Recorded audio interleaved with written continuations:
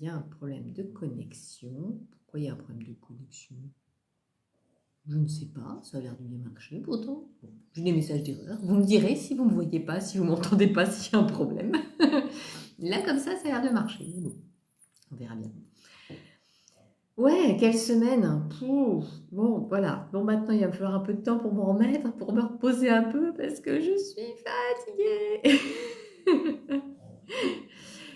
Ouais, bien comme il faut. Mais c'est cool, c'est de la bonne fatigue.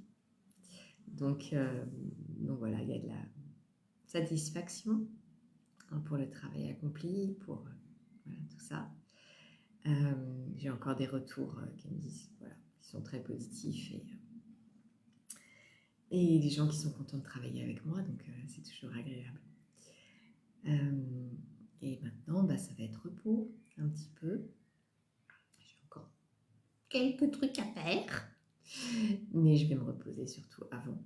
Et puis comme ça, je prendrai le temps de faire tout ce que j'ai à faire après, dans une bonne énergie, avec voilà, toute l'énergie, tout l'élan, tout ce qu'il faut.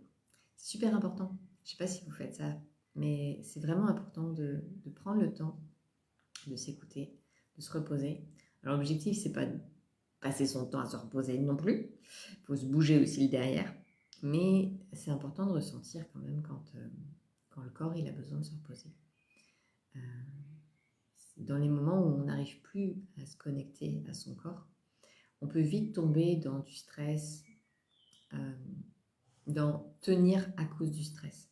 C'est l'adrénaline qui nous fait maintenir notre corps en fonction et aller encore à l'épuiser dans les ressources encore et encore et encore. Et en fait, vous allez épuiser un stock qui n'est pas fait pour ça. On a un quota d'énergie tous les jours et quand on le dépasse, on va puiser dans des ressources qui ne sont pas là pour ça. Et c'est pas bon. Parce qu'un jour ou l'autre, le corps il va dire non, moi je peux plus. Ouais. Le corps à un moment il va dire c'est plus possible quoi. Donc écoutez, c'est important. Écoutez-vous, écoutez votre corps. C'est pas forcément facile à faire.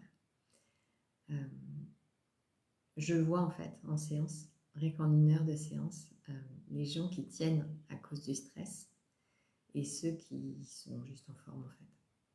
Peut-être un peu fatigués, mais voilà. Et en fait, ceux qui tiennent à cause du stress, quand on fait tomber le stress, grâce au rire, c'est comme ça que j'utilise, en tout cas en entreprise, c'est comme ça que je travaille, après derrière, ils sont épuisés. Parce que c'est le stress qui les tenait. C'est le stress qui leur permettait de tenir debout. Le truc, c'est que c'est pas bon, c'est pas ça. Donc, soyez doux avec votre corps. Notre corps, c'est notre véhicule qui nous permet de traverser cette vie, qui nous permet de ressentir, d'être en lien avec les autres, d'être vivant. Et c'est quand même un véhicule qui est classe, quoi. Non mais vraiment, quand on le regarde vraiment de près, il est génial.